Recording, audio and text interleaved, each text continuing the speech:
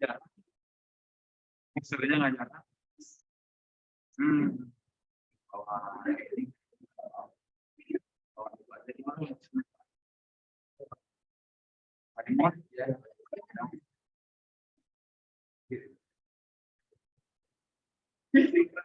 Ya, Pak ya, jalan.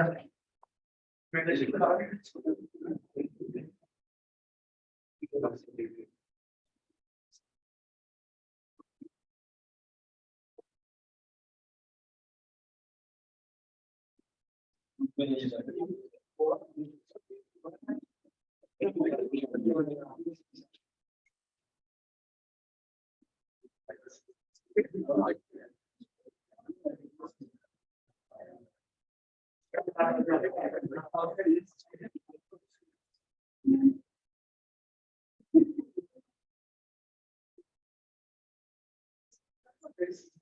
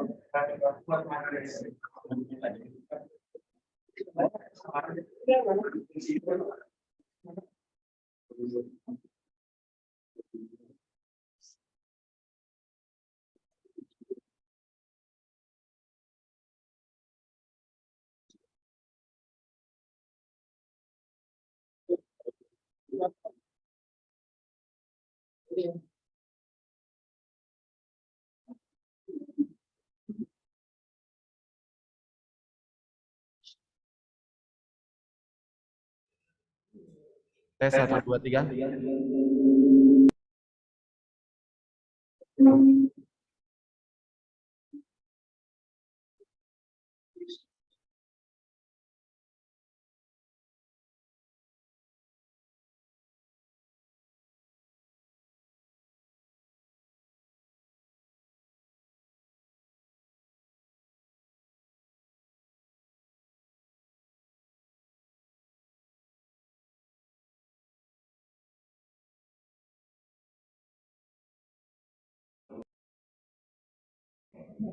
Tes 1, 2, 3.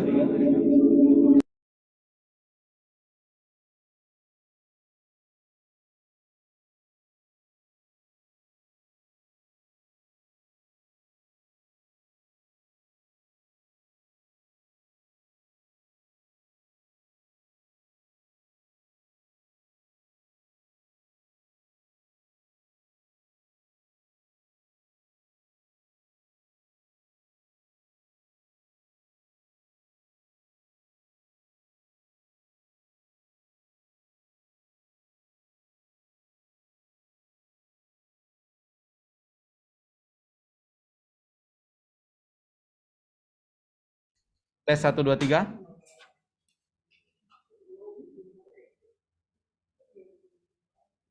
Halo? Halo, ruang 01? Ya Pak, kedengeran nggak Pak? Oke, sebentar di sini mixernya sedang bermasalah. Saya sedang Sama Pak, di sini juga Pak. Oh, masalahnya di sana juga ya. Jadi ini pakai Oxford dulu Pak. Oke. Oh, mikrofonnya ya. Oke, jadi gini aja dulu. Sambil menunggu tas Doraemon sedang dibawa dulu. Minimal saya bisa mendengar aja dulu ya dari saya. Nah, saya akan share screen dulu.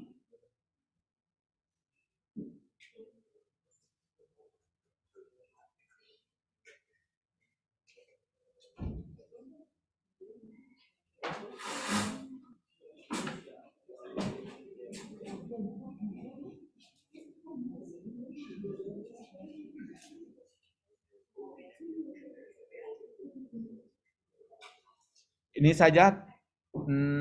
Tolong download dulu. Ntar saya download dulu ya. Ada 3 nama ya yang UTS-nya istimewa.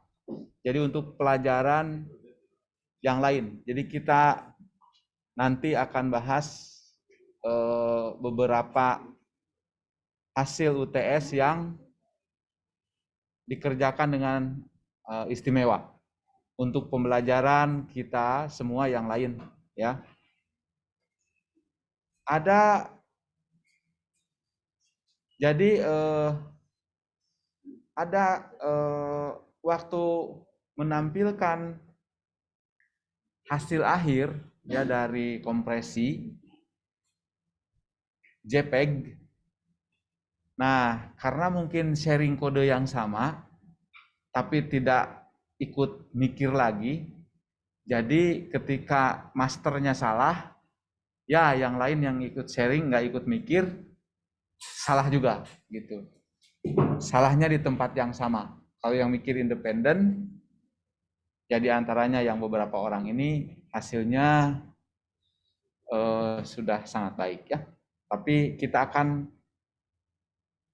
melakukan itu nanti kalau sudah ini berjalan dengan baik nih. Ada kendala sedikit. Jadi sekarang mungkin modenya hanya mendengarkan saja dulu. Saya akan share screen langsung dari sini aja dulu.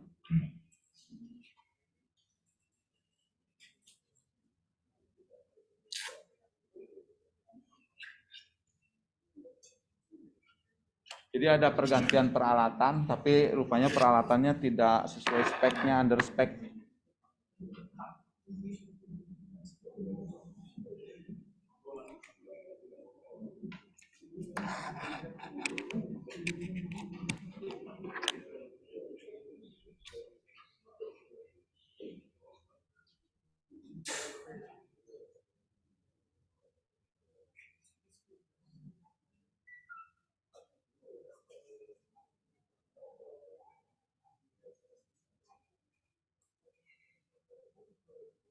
Nah, ini masih tetap yang lama ya?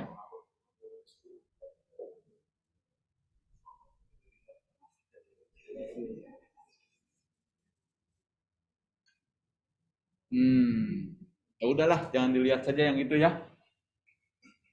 Sementara pakai ini saja dulu.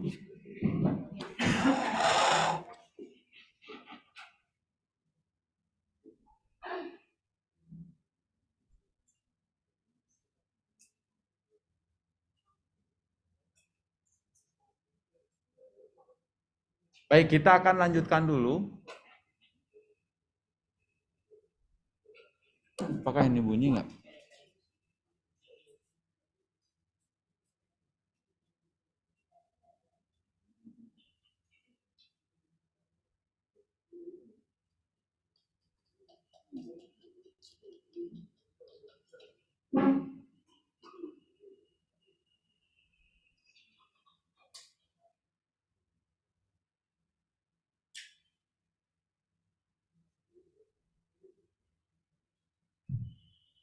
Satu, dua, tiga. Tes 1 2 3. Tes. Tes 1 2 3. Tes 1 2 3. Tes. Tes 1 2 3. Tes 1 2 3. Dan saya pasang dulu ya. Oke, Bapak udah cukup. Terima kasih, Pak. Baik. Ya. Sebelumnya kita, apakah di 01 bisa terdengar ini suaranya? Ya Pak, bisa. Oke, baik, kita tuntaskan dulu ya yang ini. Nanti kita akan lihat yang mengerjakan UTS dengan sangat baik untuk pembelajaran kita semua. Nah, kita kemarin sudah secara implisit sebetulnya kita sudah mempelajari bagaimana cara pengkodean frame I ya intraframe dan frame T ya predicted frame. Nah, yang terakhir kita lakukan adalah yang ini.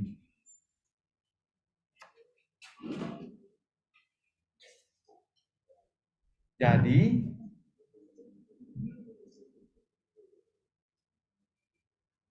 untuk frame yang pertama ini, karena dia belum ada frame sebelumnya, maka dia akan dikodekan secara JPEG murni. Nah, untuk frame yang berikutnya, Maka frame yang berikutnya ini diprediksi dari decoded frame yang ini, yang barusan. Dan ini dijadikan acuan untuk memprediksi frame n tambah 1. Kemudian dihitung selisihnya. Jadi untuk frame n tambah 1, selisihnya yang dikirimkan, kemudian motion compensation-nya yang dikirimkan. Nah, kita sebetulnya untuk yang frame kedua ini, kita melakukan T-frame, ya. Yang pertama adalah I-frame. Nah, di sini barulah kita sebut sebagai I-frame dan T-frame. Yang ini predicted, ya. Yang ini adalah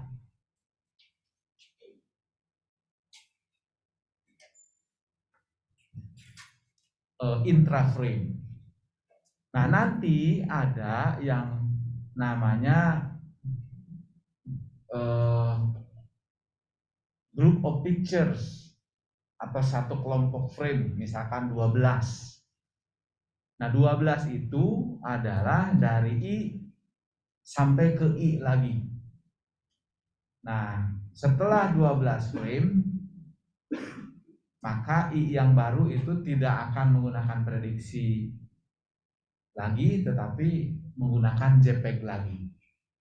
Jadi untuk contoh satu grupnya itu 12 frames, maka I yang ke-13 atau frame yang ke-13 adalah menggunakan I lagi.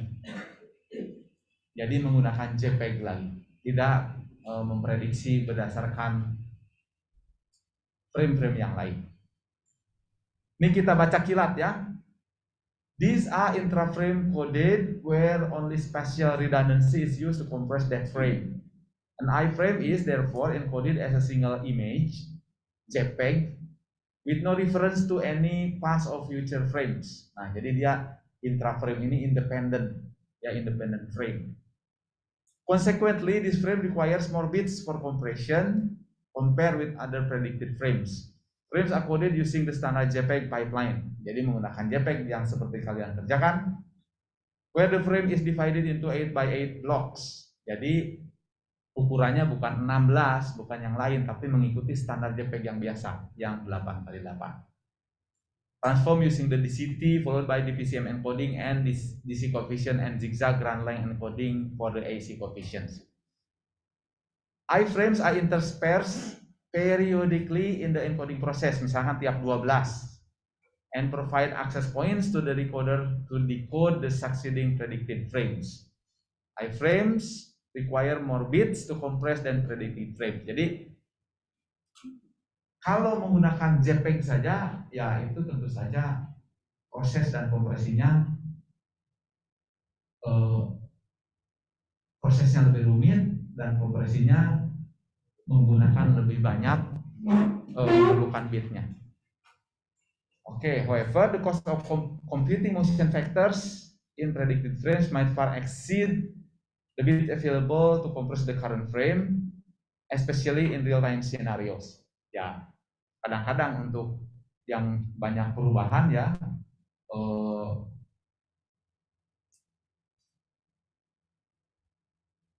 menghitung motion compensation juga ternyata bisa jadi lebih time consuming dan lebih memerlukan bit kalau ternyata tiap frame-nya berubah terus kan gitu. Jadi prediksinya salah sehingga residu dari gambarnya frame n tambah 1 dikurangi frame n-nya ternyata berbeda jauh. Nah, dalam hal itu sih JPEG-nya boros, kemudian motion compensation-nya juga banyak.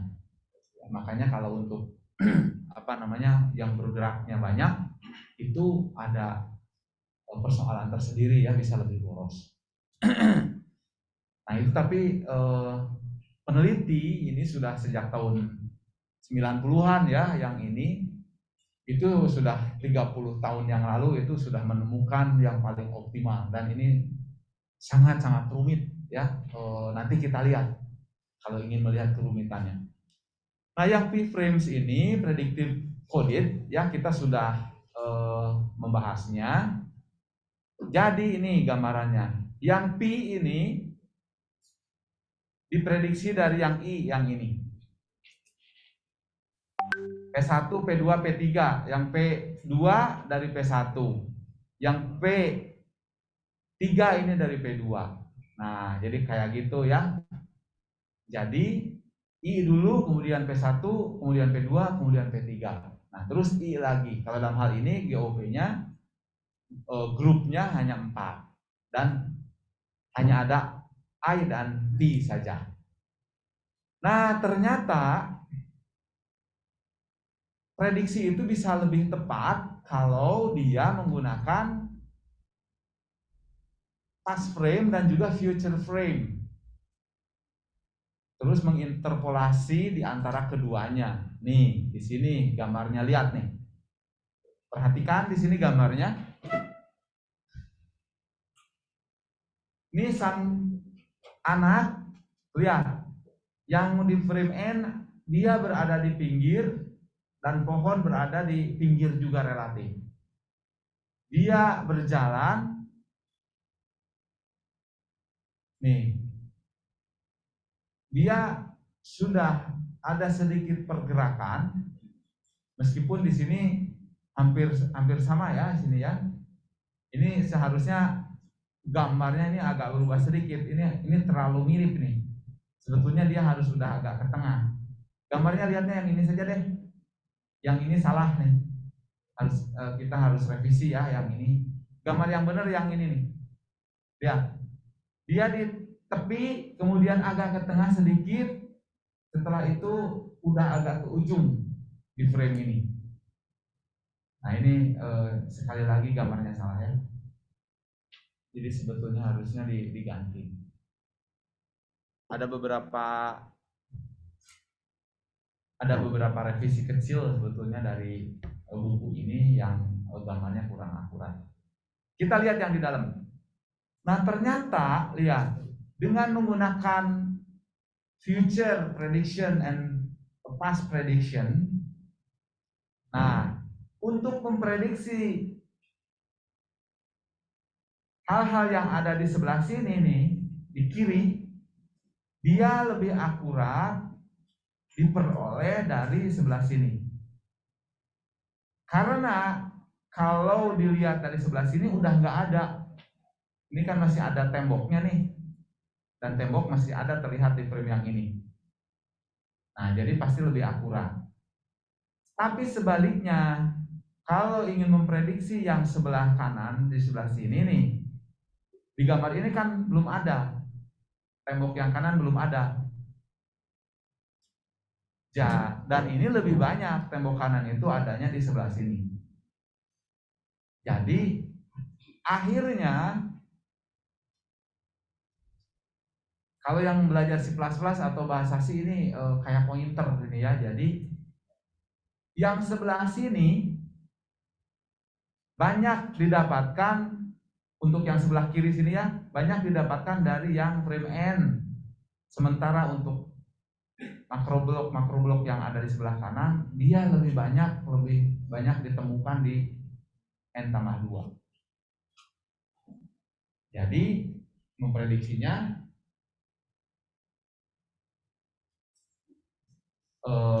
past and future. Akhirnya ada backward nih memprediksinya ya.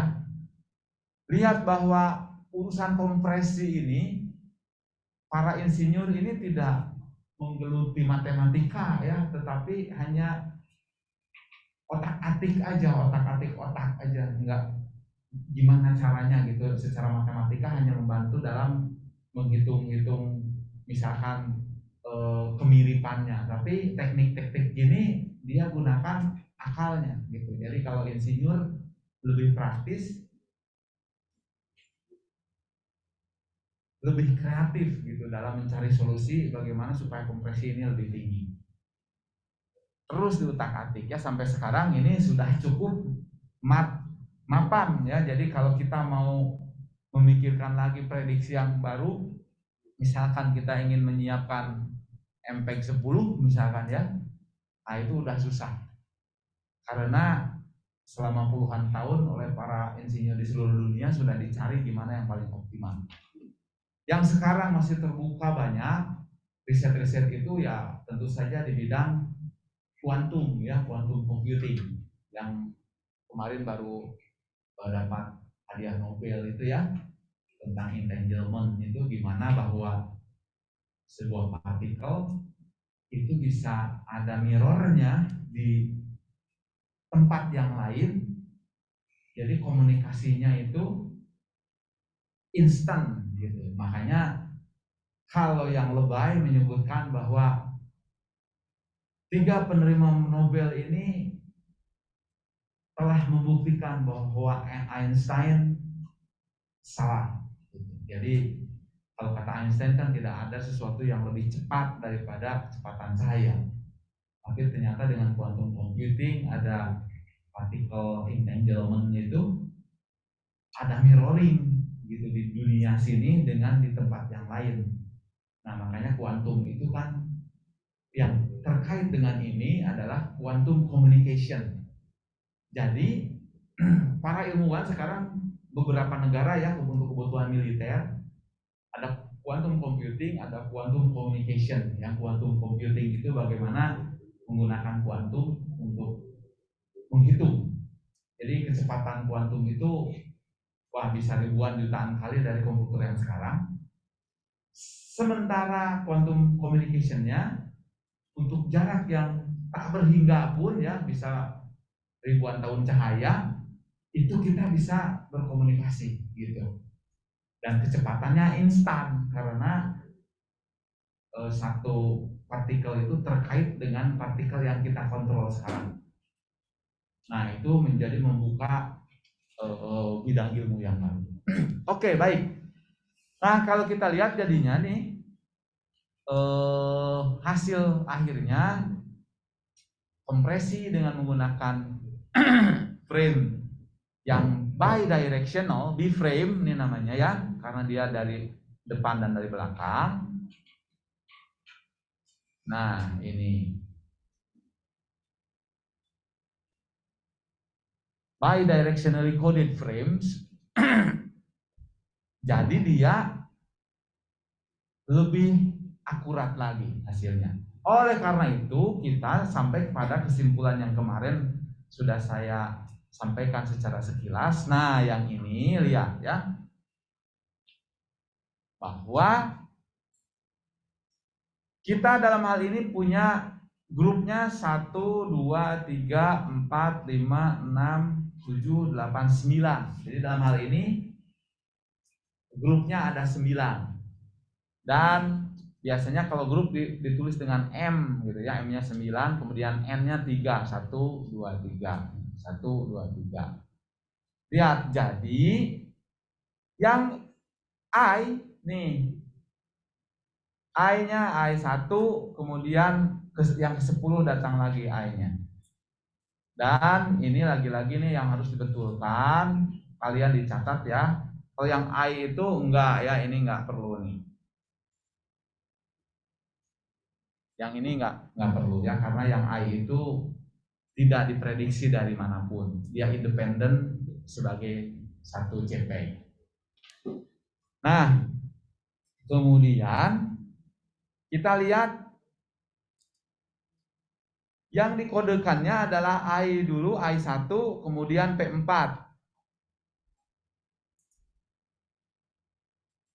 Nah, makanya ada nih di sini I1, kemudian P4, baru B2, baru B3. Lihat. Yang ini dulu dikerjakan, kemudian yang ini dikerjakan yang P4. Saya takut mencoret-coret. Nah, setelah I1 kemudian P4 baru mengerjakan yang B2, yang ini dulu nih, diprediksi dari 2. Kemudian yang B3. B3 ini dihitung dari I1 dan P4. Dari situ dan dari sini. Ya. berarti untuk setiap video atau setiap file yang ada itu berarti bakal beda semua kan, kita nggak tahu kan ada berapa interpreted frame yang diperlukan kalau misalnya mau nge-decode satu video gitu kan. Soalnya kan ada video yang kayak pindah-pindah itu beda scene lah atau gimana gitu. Berarti ini emang fleksibel berubah terus ya? Gini. Ini adalah waktu ya ke sini ya. Jadi ini tergantung dari durasi video. Kalau kontennya apapun dengan skema ini dia tetap akan bekerja seperti ini. Katakanlah sekarang ya untuk gampangnya nih, kita pengkodeannya adalah 9 frame per second. Nah, maka karena 9 frame per second, dalam 1 detik itu ada I1 sampai B9 frame-nya. Jadi yang Anda tanyakan itu sebetulnya tidak saling berhubungan. Kita sekarang sedang menjelaskan mengenai mekanisme. Sementara kalau kontennya nanti banyak perubahan atau gimana, ya akan dilayani dengan mekanisme ini. Yang jelas kalau gambarnya diam atau hampir diam, pastinya kualitasnya selalu baik ya, karena ya yang diam itu kan antar frame-nya nggak ada redundancy. Ya silakan. Ya. Maksudnya berarti ini urutannya itu bakal dari I gitu atau dia bakal berubah? Selalu seperti ini. Jadi ketika di display, maka di display harus kayak gini urut tentu saja. Ketika kita mendisplay harus I1, 2, 3 kayak gitu karena dia berurut. Tapi ketika mentransmisikan atau memproses, ketika kita memproses pastinya harus I dulu baru yang P. Karena yang P ini hanya diprediksi dari I. Forward prediction dia ke sana. Nah, baru yang B2 sama B3 itu dihitung dari I dan dari P barusan. Seandainya sekarang saya memprosesnya I1 kemudian B2, bisa nggak? B2 nggak bisa, karena B2 itu tergantung dari I1 dan P4 hitungnya. Bisa dipahami ya? Kita memang di multimedia sistem ini akan prinsip-prinsip utamanya saja. Karena kalau ingin mendalami satu algoritma kompresi video saja, Anda mendalaminya misalnya motion vector computation aja itu udah bisa jadi S3 sendirian. Sementara kita begitu banyak algoritma, begitu banyak mekanisme ya yang harus diperhitungkan. Oke, semoga jelas. Ada yang bertanya lagi yang lain? Dari kanal 1? Ya. Itu saya juga nggak tahu gimana nih. Ada solusi nggak? Bisa tayang ke sana?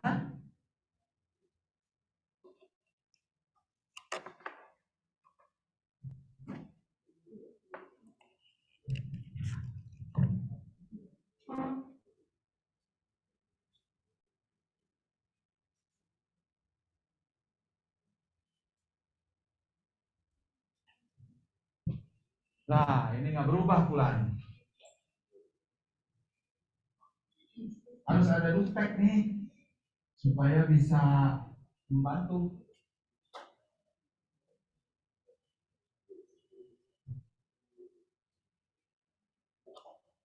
Jadi harus gimana nih? Ada ketua kelasnya atau siapa yang bisa bantu ini? Ini di luar kemampuan saya kalau udah kayak gini nih ya.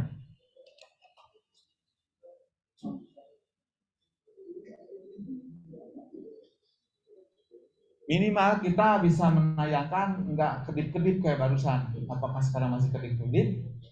Coba kita lihat dulu. Mudah-mudahan nggak ya sekarang ya. Oke. Jadi ketika kita mendisplay pasti harus berurut.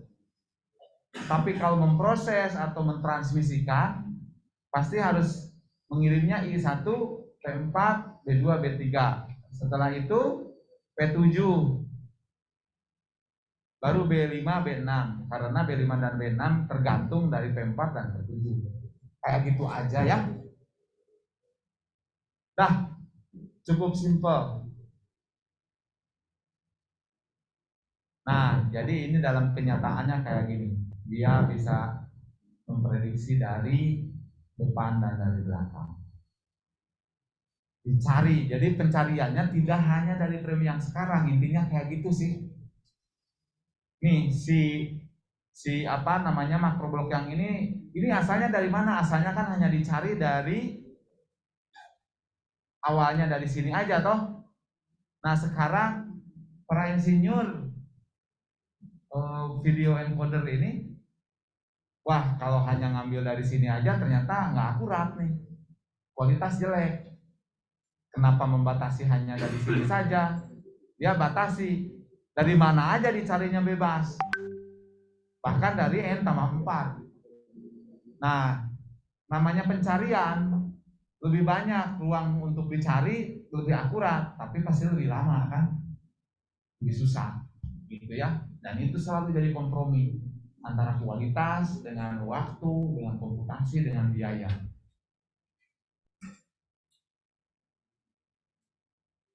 Nah ini ya GOP ini, Group of Pictures. Nah saya kira atau secara ringkas nih GOP nih. GOP length-nya di sini adalah dari I sampai ke I-1. Jadi dalam hal ini GOP-nya 12. Jadi M-nya 12. Sorry, N-nya 12, M-nya 3. Karena yang 3 ini adalah di dalam sininya nih. BB kemudian P. BB kemudian P. Nah kalian sekarang kalau buka ya, misalkan yang punya kamera terutama digital SLR, misalkan yang Canon atau yang Nikon, kalau dilihat mengkompresinya mau gimana. Nah yang paling bagus kualitasnya adalah kalau waktu ingin kualitas tertinggi bisa milih ketika merekamnya eye only gitu, sehingga pada saat merekam itu semuanya direkam sebagai JPEG, jadi kayak MJPEG dulu itu, karena dia merekam eye only. Jadi ini setiap framenya dia nggak prediksi eye semua. Untuk editing tuh, untuk raw filenya, nanti ketika udah di render sih tergantung kalau kualitasnya ingin maksimum bisa saja tetap eye semuanya. Nah, suka ada pilihan P between I gitu atau B between P. Nah, jadi dengan adanya istilah-istilah ini, nanti kalian kalau membaca spek dari encoder atau dari kamera atau camcorder, kalian sudah paham. P between I itu ada berapa P di dalam sebuah antara I ini. Nah, kalau ini P between I-nya ada berapa? 1, 2, 3. Nah, gitu ya. B between P di sini ada 2. 1, 2. 1, 2 tuh karena sama. Selalu sama ini ya. Enggak variabel ya. Selalu kayak gini. N sama M-nya selalu fix untuk sebuah proses encoding. Nah, kemudian untuk ya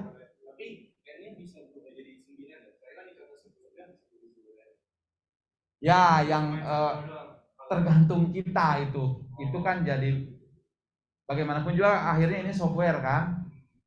Nah software itu ada parameternya, jadi kalau encoding dia jadi N sama M ini jadi parameter sebuah encoder. Jadi kalian tinggal memasukkan saja, nanti programnya akan menyesuaikan. Tapi N-nya kan selalu sama ya, Bapak? Selalu BBP gitu ya? Ya, karena prinsip utamanya kayak gini yang jelas gitu. Yang jelas gini ya. Kalau N-nya besar, I ke I-nya jauh, hasilnya akan lebih jelek atau lebih baik kualitas videonya. Kalau I-nya kan ini 9 nih. I yang 9, berarti N-nya yang 9 dengan N yang 12 secara kualitas bagusan mana? Yang I-nya di sini kan I ke 10, yang satu lagi I-nya di ke 13.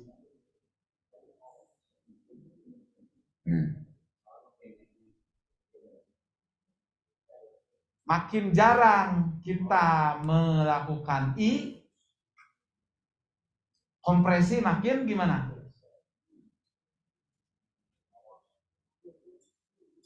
Oke, saya kasih ekstrim. Kalau I-nya 1000, gimana? Ngaco lah itu gambar, karena dia jauh banget kan gitu. Memang hasil kompresi bisa tinggi, tapi gambarnya ngaco karena kejauhan.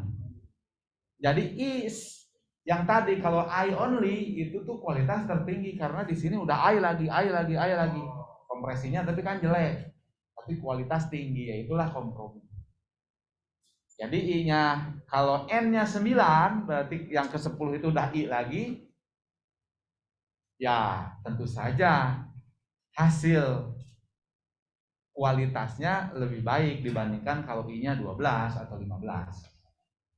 Ya, karena I itu kan mahal. Gambaran kasarnya ya, kalau mengkompres I itu mungkin kompresinya hanya maksimum 90%.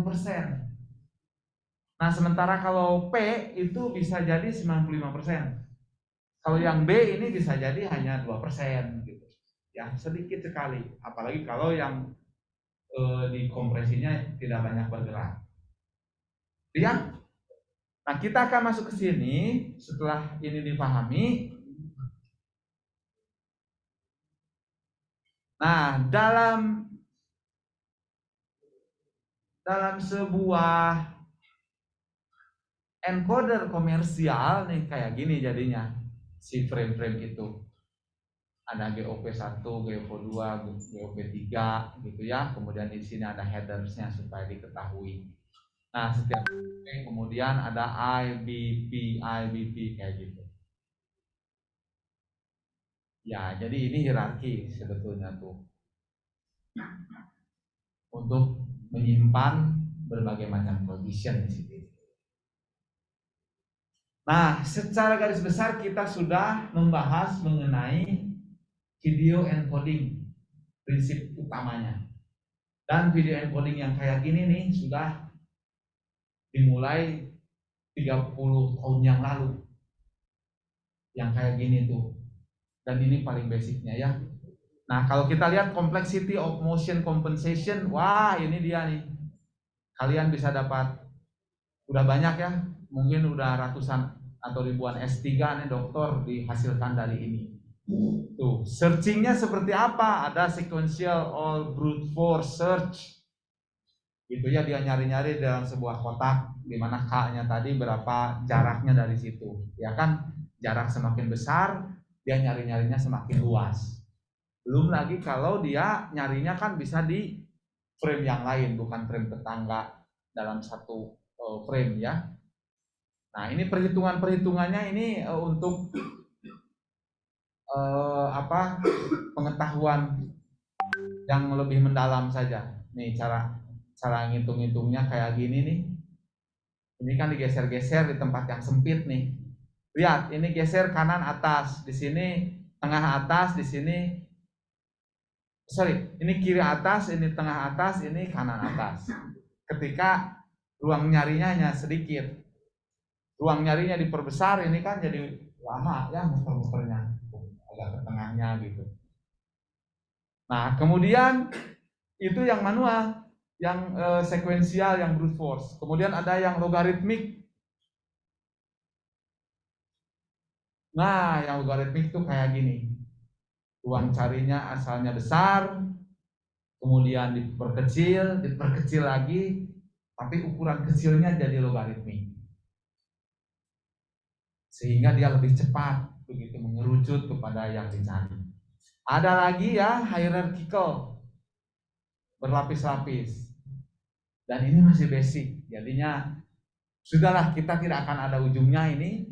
Lebih banyak hal yang lebih penting bagi kita, terutama nanti sebelum UAS kita akan melakukan review keseluruhan ya, konsep-konsep dasarnya.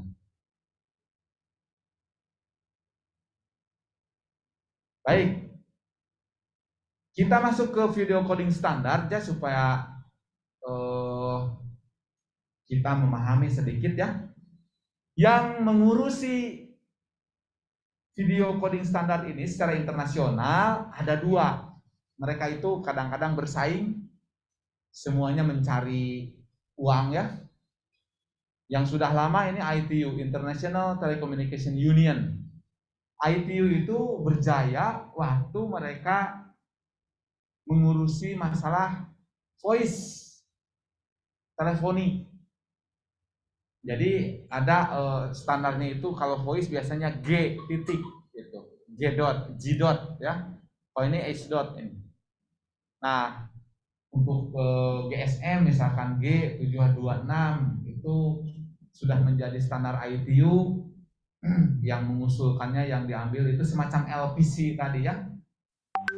Nah, LPC juga ada kodenya G dot berapa. Nah, kalau yang ini H nih, H dot 26 X-nya bisa mulai dari 1, 261, 263, 264 yang sekarang sering dipakai, dan yang terbaru 265 yang masih banyak gawai nggak mengimplementasikannya karena mahal ya, patennya mahal. Nah, kemudian yang satu lagi ada ISO, International Organization for Standardization, yang membuat MPEG. Nah, jadi ada MPEG standar, ada yang H dot standar. H dot ini dari ITU.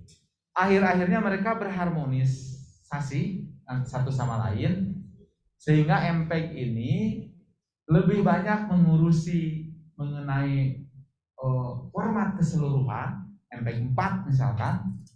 Dalam MPEG 4 itu banyak yang diurusinnya ya, karena MPEG 4 itu menyangkut juga masalah audio codingnya, masalah layout, masalah bagaimana cara interaksi, bagaimana menu sistemnya, dan yang terpentingnya adalah bagaimana encoding decodingnya.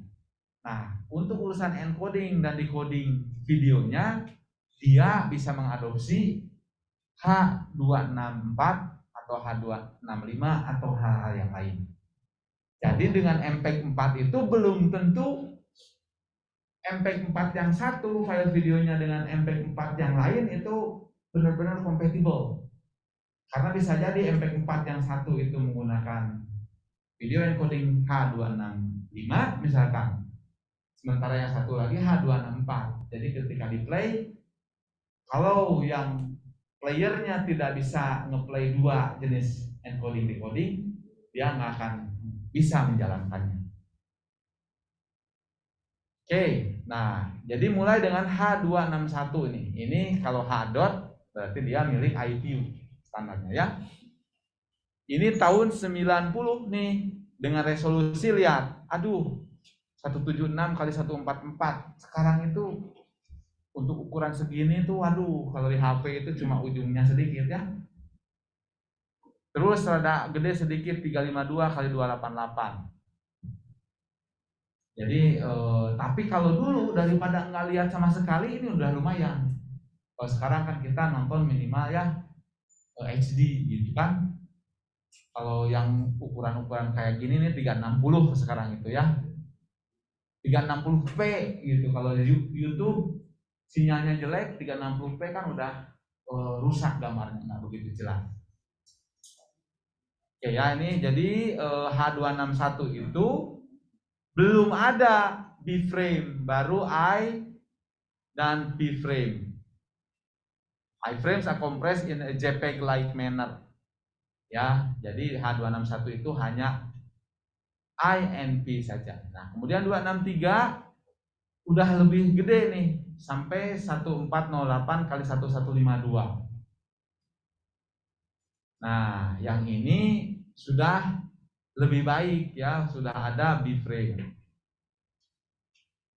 Tapi orang belum puas, dan ini kan angkanya aneh nih. Ya, apalagi satu lagi de facto standar dari dunia layar industri.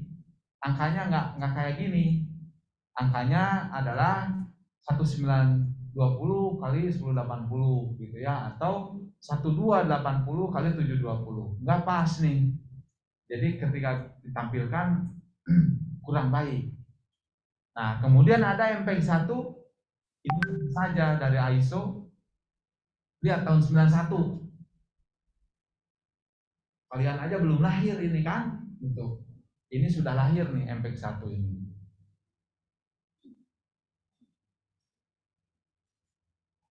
Nah, jadi MPEG-1 ada slice kayak gini. Udahlah, itu udah jadi sejarah, nggak usah perlu diperpanjang lagi ya. Kalian dikasih juga udah nggak mau nih. MPEG 2 nih baru saja lewat, udah jadi sejarah lagi nih. Ini DVD. Nah, mungkin kalau ada main ke rumah neneknya masih ada DVD player atau VCD player, VCD bajakan. Ya banyak VCD bajakan kalau di kampung-kampung mungkin masih banyak. Semakin sedikit sekarang karena udah bisa nonton segala sesuatunya di smartphone sekarang ya. Jadi pembajakan sudah hilang karena model bisnis sudah berbeda. Sekarang itu kalau menjadi content creator sedapat mungkin ingin dibajak supaya lebih banyak yang nonton, ya kan? Dan nontonnya langsung di YouTube. Akhirnya dia banyak subscriber. Ya sekarang modelnya udah beda. Apakah kalau ke KFC kalian sekarang ditawari lagi CD nggak? Kalau dulu CD Agnes aja dipaksain gitu ya, beli ayam dapat CD. Sekarang semua berlomba mengasih gratis ya. Tapi biasanya yang gratis ada yang dikuranginya, kualitasnya nggak begitu keren gitu ya. Tapi kalau yang beli langsung dari berlangganan ya kayak Spotify gitu atau Prime Video atau apa ya yang paling Netflix kayak gitu, kualitasnya udah maksimal. Jadi dengan majunya teknologi, pembajakan menjadi berkurang karena tidak ada value-nya lagi untuk membajak ya. Sekarang itu membajak paling-paling kalau live ya, acara live misalkan UFC gitu, wah ingin nonton atau sepak bola gitu, ada versi murahnya lumayan lah asal ketahuan dulu, tapi setelah itu ingin menikmati ini nonton aslinya ya. MPEG 2 ya, ini MPEG 2 peningkatan yang lebih baik ya daripada MPEG 1. Ini juga udah jadi sejarah. Nah, kita asal tahu saja bahwa MPEG 2 itu dipakai satu di DVD, yang kedua di TV terestrial dan TV satelit. Meskipun sekarang sudah mulai beralih ke MPEG 4 semuanya ya. Ini MPEG 4 ini chapternya banyak ini ya. Nanti kita tuh di chapter 14 buku ini mendiskusikan mengenai MPEG 4. Di dalamnya banyak layer-layernya, atau kalau buku itu ada bab-babnya gitu ya di MPEG 4 ini. Nah, ini sudah canggih sekali ya. Lihat. It supports both progressive and interlaced video encoding. Meskipun interlace sudah semakin dikurangi. Karena progresif itu bagus dan elektroniknya sudah memadai sekarang ini. Jadi interlace sudah untuk kompatibilitas saja. Video compression obtained by MPEG 4 ASP Advanced Simple Profile is better than MPEG 2 by 25%. Tuh, Jadi kompresinya sudah lebih baik untuk kualitas yang sama, ya.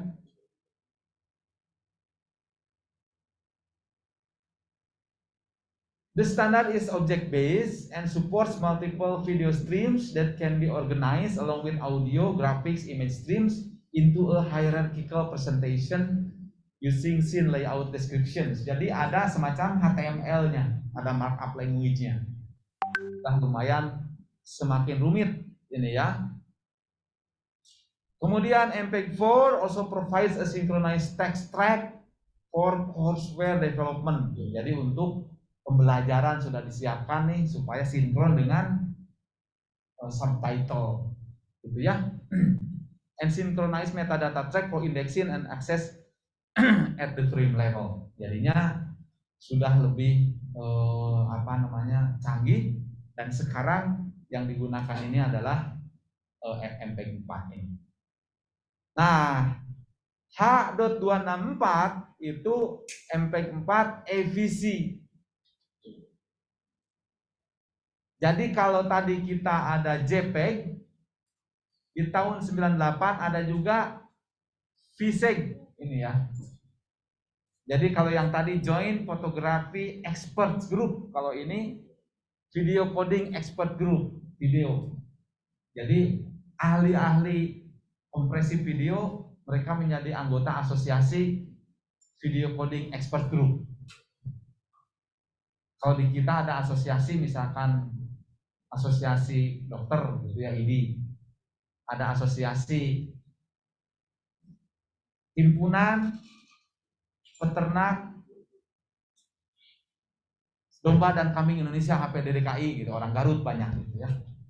Itu asosiasinya. Kalau di Indonesia asosiasi yang gitu banyak anggotanya, tapi asosiasi Video Coding Expert Group mungkin belum ada. Ya, yang jadi anggota belum ada, apalagi jadi ketua. Karena kalau di Indonesia belajar sesuatu yang sangat spesifik, sangat mendalam, nggak guna ya. Kalau di kita, makanya tidak heran lulusan STI banyak yang jadi juragan kuliner, karena mungkin terlalu mendalam, setelah itu nggak berguna untuk kehidupannya, akhirnya berjualan kuliner saja ya. Tidak apa-apa asal sukses ya, membuka lapangan kerja gitu. Cuma dari sisi itu sayang aja. Nah, kalian juga nanti kalau S2, S3 pilih-pilih topiknya kalau di luar negeri. Jangan yang terlalu canggih. Ya, karena kalau terlalu canggih balik ke sini nggak ada kerjaan ya. Atau terus bekerja di sana, berkarya di sana, mengharumkan nama bangsa ya. Nah, saya kira itu saja dulu. Kita lakukan presensi dulu. Kak Atina silakan lakukan presensi dulu, saya stop sharing dulu. Kecuali ada yang bertanya dulu ya. Kita akan melihat hari ini interaktivitasnya nggak bisa ya, dibatasi karena alat-alatnya sedang ada gangguan. Jadi silakan lakukan dulu presensi. Saya akan sambil kita melihat beberapa contoh yang bagus ya, langsung aja dari EduNext-nya, dari kelas 01 dan kelas 02. Tes. Ya. Apakah terdengar, Pak? Ya, terdengar, memang terdengar oleh saya sendiri aja ini karena di sini sedang gangguan. Ya, silakan saja, nanti saya akan tayangkan. View course aja ya, Pak ya? Ya, view course saja deh yang simple. Oke, saya setting dulu.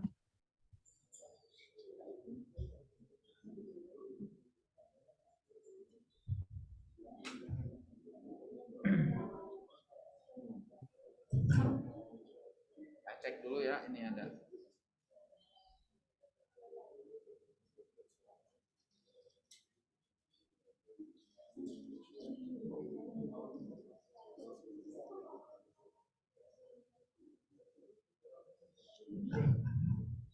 Ini yang hasilnya bagus ya, sambil menunggu.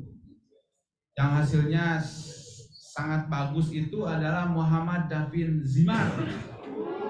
Ya. Nanti kita lihat hasilnya ya. Kemudian Faris Tristan Fabian, kemudian Khofifah, Hersa Haribowo. Itu 3 yang sangat baik ya dari kelas 02 dari sini ya. Kemudian yang dari kelas 01 yang bagus itu ada Dia Risalah, Made Andika, kemudian William Gunawan. Nah, itu nanti kita lihat bagaimana mereka mengerjakannya sehingga hampir mendekati sempurna ya, jauh di atas ekspektasi saya. Nah, kita akan melihat supaya nanti untuk UAS semua bisa seperti mereka berenam itu, gitu ya.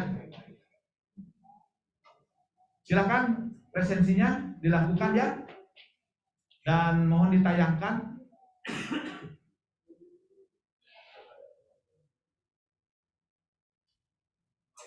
Koneksinya lagi bermasalah. Ya, silakan ditayangkan.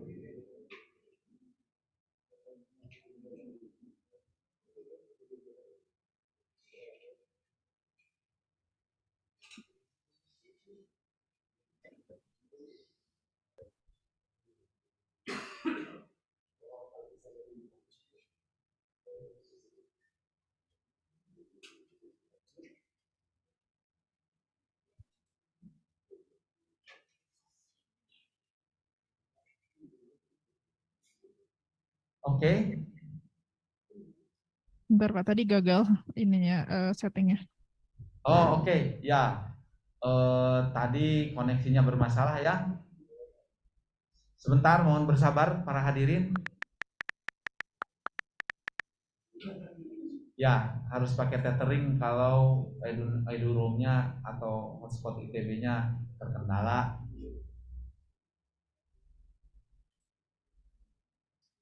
Kendala memang selalu ada ya. Jadi yang penting itu bahwa kita bisa mengatasi kehidupan. Wah, itu ya. Untung masih ingat ya. Kegagalan bukanlah karena kalian jatuh atau karena kita jatuh ya, tetapi ketika kita gagal untuk bangkit kembali. Nah, itu kan kita sambil nunggu presensi ya. Kemudian yang sering saya ingat itu adalah success and failure lie on the same road, but success is further down the road, gitu ya. Atau dalam bahasa lain, sebelum kita berhasil harus menghabiskan dulu jatah gagalnya. Jadi barangkali nanti ada di sini yang akan ternyata akhirnya ikut bisnis kuliner, jangan berharap pembukaan pertama sukses. Pasti harus ada gagalnya dulu.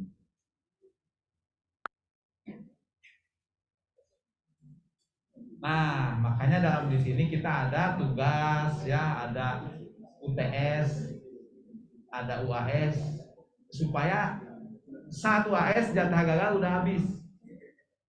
Jadi tinggal suksesnya. Oke, sudah bisa ya ini ya? Silakan view course saja. Untuk kali ini dengan mengklik view course saja masuk ke dalam atau di dalamnya refresh page, itu sudah tercatat sebagai hadir. Ini kelas 01 ya. Coba kalau yang kelas 02, mohon dilihat dulu. Yang kelas 02 ini Faras, memang nggak hadir Faras? Jahrandika? Aulia? Oh, oke. Baik. Calvin, Fikri Muhammad, silakan ya. Kita tunggu dulu, nanti kita refresh.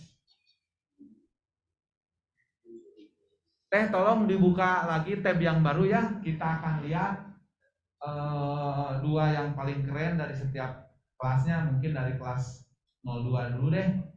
Kita ingin lihat UTS-nya Muhammad Davin Zimar.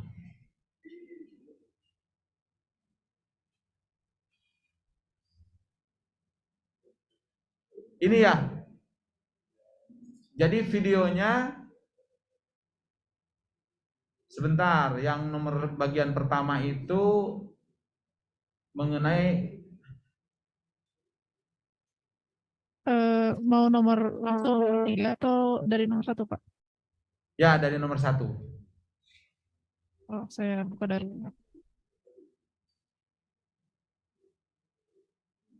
Nah, oh belum ya. Jadi dari awalnya. Oke, jadi ini punya Muhammad Davin Zimar. Ya, ini kelas mana orangnya? Keren ya. Jadi saya apresiasi tinggi ya Anda mendedikasikan effort dan pemikiran waktu yang maksimal sehingga hasilnya istimewa. Mari kita lihat, scroll ke atas, maksudnya melihat ke bawah. Jadi saya meminta untuk bagaimana secara matematika proses sampling itu ya dengan menggunakan proses konvolusi. Jadi diterangkan dulu begitu kan, nggak cuma kopas dari slide saya gitu ya, itu kurang kreatif kayak gitu ya. Jadi ngambil dari yang lain yang lebih bagus. Oke, ini ya konvolusi dari dua fungsi, kemudian ya ini dicontohkan dan ini mengambil dari buku apa? Dimar? Lebih banyak dari Wikipedia. Oke, nggak apa-apa ya kalau untuk tugas kayak gini dari mana-mana. Itu nanti kalau ingin lebih baik lagi dimasukkan sumbernya dari mana ya. Oke, tapi ini sudah luar biasa, harus ngeplot dulu. Ini pakai apa, Python? Oke, next. Scroll lagi ke bawah. Kemudian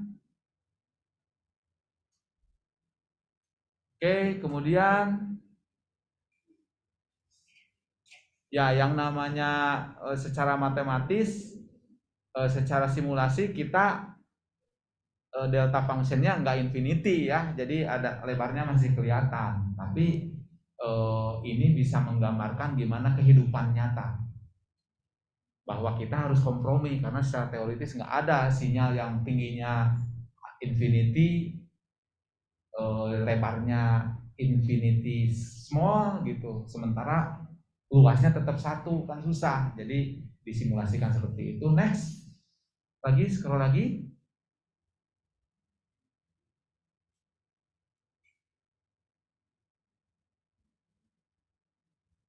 Ya, ini hasil konvolusinya. Terus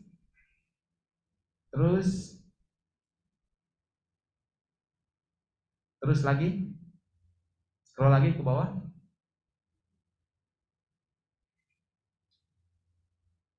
Terus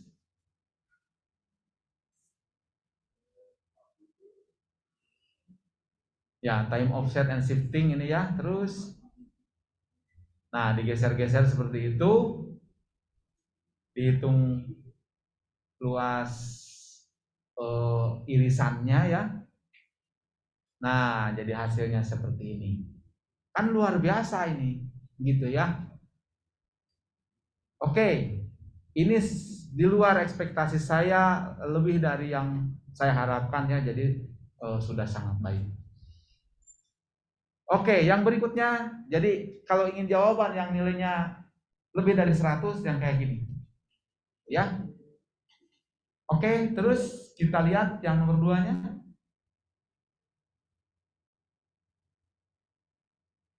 Nah, ini namanya, oke, next. Davin Zimar kan ya yang dipakai. Initial dictionary-nya A sampai Z. Oke. Nah, sehingga namanya jadi Davin Zimar kayak gitu. Terus sehingga hasil outputnya singkat cerita seperti itu. Memang kalau dari Davin Zimar pasti kompresinya sangat minimalis ya, karena yang terulang sangat sedikit. Nah, ada nanti yang menuliskan karena dia merasa Christopher kalau nggak salah ya, kompresinya kecil, akhirnya bikin contoh yang lain di situ jadi kris-kris kayak gitu sehingga kompresinya kelihatan. Nah itu juga keren ya. Next, yang lossy compression. Nah ini di sini banyak yang codingnya sama dan kesalahannya sama. Jadi nanti untuk UAS kita akan cari cara gimana untuk supaya orangnya akan mempresentasikan sehingga yang ngerti sama yang enggak bisa kelihatan. Oke, dicari ya. Nah, ngambil dia dari dakinya atau dari bajunya ini. Titiknya kayak gini ya, 8 kali 8. Kenapa Anda ngambil titik itu, tidak bibirnya misalkan? Saya tuh membandingin beberapa makro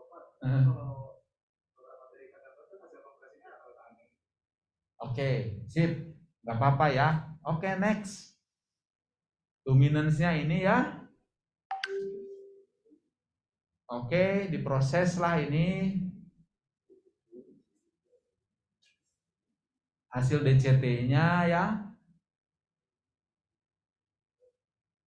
Dibagi supaya menjadi banyak nol hasilnya. Pembulatan tuh ya, jadi kayak gitu. Kemudian ini tadinya sih harusnya Zimar yang komunikasi, tapi karena sedang bermasalah begini ya, jadi ya sudahlah saya dulu. Kemudian lanjut dekuantisasi, dikembalikan inverse density-nya sehingga menjadi decoded luminance. Before dan after-nya, nah hasilnya kayak gini ya. Before dan after-nya angkanya nggak beda-beda jauh, tapi ini masih ada kekurangan. Coba yang Zimar ini ada ini nggak ngeplotnya gimana codingnya? Ada ya. Ada Pak di bawah, ntar saya buka Dan dulu. plottingnya udah bener ini ya. Iya, tinggal balasnya yang masih salah. Nah, jadi yang Zimar ini kesalahannya adalah bahwa saat ngeplot nggak pakai Vmin sama Vmax-nya, sehingga gambarnya menjadi terlalu ekstrim, tidak sesuai dengan warna yang diharapkan. Itu ya. Coba terus ke bawah. Ya. Kemarin ada yang, nah ini jadi gambar ini yang harus makanya Anda cek lagi itu diminta supaya ketika ngeplot gambar itu harus kasih Vmin sama Vmax-nya 0,255 sehingga menjadi tampilan yang sebenarnya kalau ditampilkan di Photoshop misalkan. Next. Lihat lagi ke bawah. Pak. Udah habis? Udah. Oke. Ada yang tampilannya betul udah Vmin Vmax-nya siapa tuh namanya? Faris Pak. Faris, coba yang Ya, punya Faris. karena dia pakai ini dulu, apa, kemarin tuh mencoba nge-plotting warnanya dulu, jadi bisa tahu gitu hasil yang benar seperti apa. Oke, nah Faris ini mana orangnya? Oke ya, Anda melakukannya yang ini dengan sangat baik karena ngecek dulu, dan insinyur itu ketika dia melakukan coding itu setelah itu harus kembali ke dunia nyata, bener enggak, karena yang paling utamakannya itu bener enggaknya gitu ya, sehingga warnanya enggak terlalu ekstrim. Kalau warna-warna hasil JPEG ngambil dari satu makro blok itu nggak akan ada yang ya satu hitam satu putih, pasti dia akan mirip-mirip aja. Mari kita lihat punya Faris Tristan Fabian. Oke, ini Faris baru pulang kuliah mungkin ya, atau mau berangkat. Kemudian diambil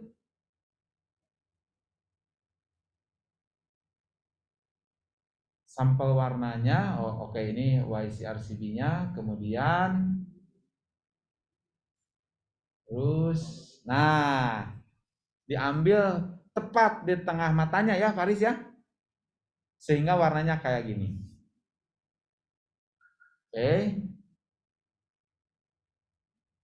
Nah, itu dicek di situ ya angkanya 86 sampai 142.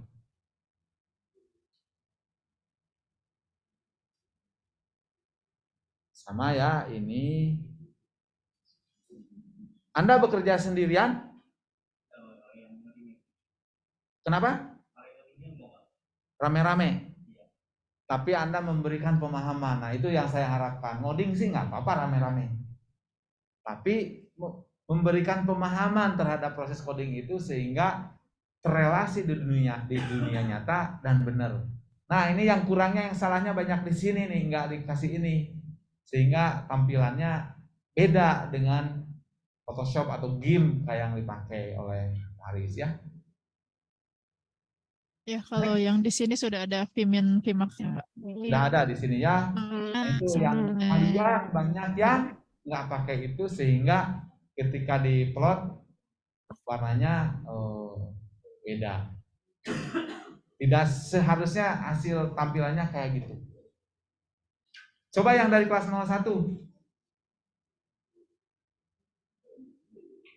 Kita lihat dari yang kelas 01. Nah, ini adalah dia ya. Ke nomor 3 aja, Pak. Ya, boleh juga dari 01 karena kita ingin lihat bagaimana.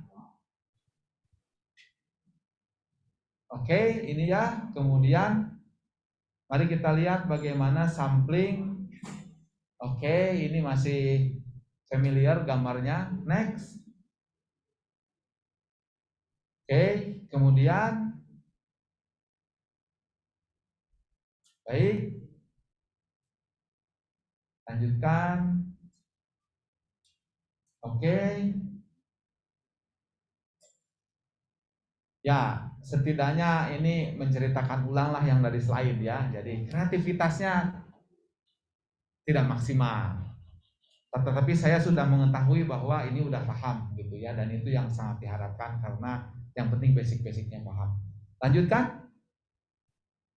Next, scroll ke bawah. Saya ingin melihat. Nah, ini ada 3 bapak yang sakti ini ya.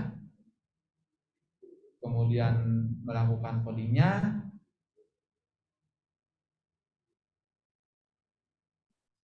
Oke.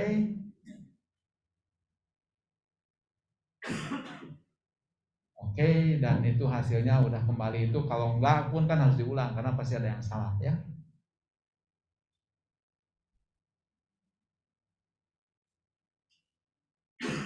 Baik, nah sekarang mengenai yang JPEG-nya.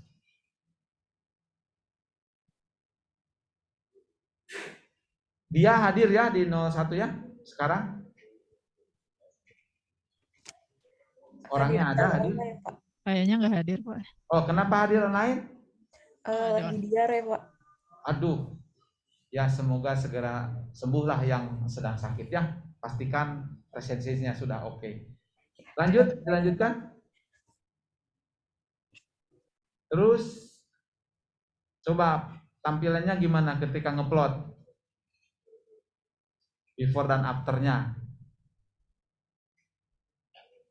Nah, jadi kita ya sebagai insinyur perlu judgement kita. Ketika before dan afternya jauh, harus curiga gitu. Ada yang diplot udah gitu nggak curiga apa-apa, wah ini kurang paham berarti gitu. Kalau kayak gini kan before sama afternya mirip, oh udah secara sekilas bener nih gitu. Tinggal detail-detail, oh bener juga. Apalagi ini yang persis samanya ada beberapa udah. Jadi ini proses. Ini pakai Vmax Vmin, coba lihat. Kelihatannya enggak sih, Pak. Soalnya kalau di afternya ada -1 di sini sampai 257. Oh gitu ya. Jadi itu ada yang kekurangannya sedikit ya.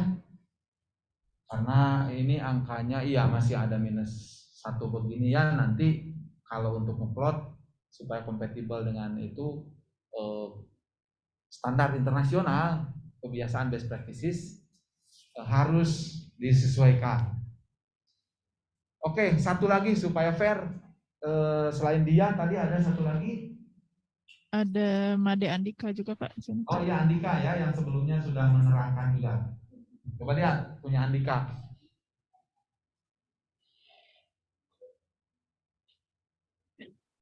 Dari awal, Pak. Dari awal lagi lah, supaya ingin lihat punya Andika seperti apa.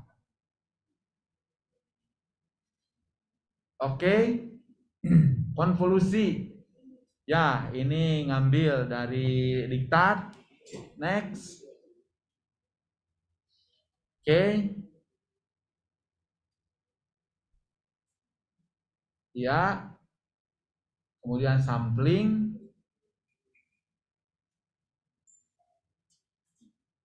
Ya, ini juga saling mirip ya. Nggak ada nih prosesnya. Kalau yang Andika ini nggak ada proses matematikanya nih. Coba lihat, balik lagi. Jadi matematikanya ini ya, samplingnya. Coba, menggunakan proses konvolusi dan fungsi impuls, kita dapat mengambil titik sampel ke N, yaitu XNT dari persamaan berikut. XN pada saat T itu adalah ini ya, deltanya pada saat T dikurangi N tau. Oke sih, ini semoga bisa acceptable yang seperti ini ya. Yang penting si rumus XN pada saat T itu dipahami betul. Oke, kuantisasi tidak ditanya, tetapi nggak apa-apa kalau ada juga di sini, yang penting untuk memperlihatkan itu paham. Yang nomor 2, kompresi. Semuanya udah bisa ya. Dan yang ketiga, mari kita lihat pakai Python juga. Nah, karena kodenya sama ya semuanya, jadi akhirnya faktor pembedanya pada saat keplot, benar nggak? Gitu. Oke, jadi nolnya banyak.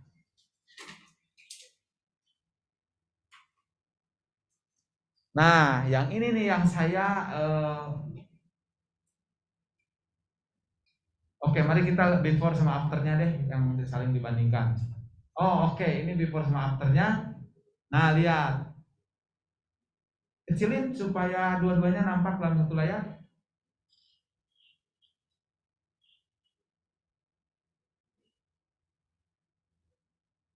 Nah, kalau ini Andika, before sama afternya ini bedanya agak jauh ini. Coba nanti plot lagi ya, supaya lebih jelas. Lihat yang punya tadi ya, punya siapa tadi? Muhammad Zawin ya. Oh, sorry. Saya ingatnya sering nonton stand up komedi, jadi namanya ingat gitu. Muhammad Davin Zimat ternyata ya. Mohon maaf ya. Nah, jadi kalau dari sini dari penampakan ini itu terlalu jauh perbedaannya. Jadi punya kalian masing-masing, silakan nanti plot dengan baik ya, menggunakan Vmin Vmax, hasilnya seperti apa. Karena yang ditampilkan ini saya sebutkan tampilan yang kita lihat ini before dan afternya tidak sesuai dengan kalau ditampilkan di GIMP ya, atau di Photoshop, karena terlalu hitam. Coba ini berapa? Ya, terlalu hitam dan terlalu putih karena nggak pakai Vmin Vmax itu. Nanti kalian lihat sendiri hasilnya itu harus warnanya mirip-mirip. Nggak ada di sini kan, ada putih banget, ada hitam banget. Kalau aslinya enggak.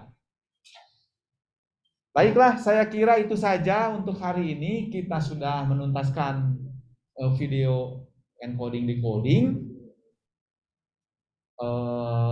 Nanti yang kedepannya kita akan membahas hal-hal yang lain ya, termasuk digital rights management. Kalau masalah KAKAS, nah itu setidaknya kalian bersiap-siap. Nanti saya akan ngecek ya, untuk mengolah video kalian pakai apa bisanya, untuk mengolah suara kalian pakai apa. Saya akan tutup mata dulu deh, kalau kali ini mau bajakan atau enggak, terserah lah. Tanggung jawab kalian masing-masing ya, tapi kalian bisa menguasai tools apa untuk mengolah multimedia ini. Suara, video, citra. kemudian animasi ya. Itu saja. Baik, kita tidak bisa berinteraksi lebih lanjut sampai di sini hari ini. Terima kasih, semoga sehat selalu. Yang sehat tetap sehat, yang sakit bisa segera pulih sehat kembali. Terima kasih. Wassalamualaikum warahmatullahi wabarakatuh. Salam sehat selalu.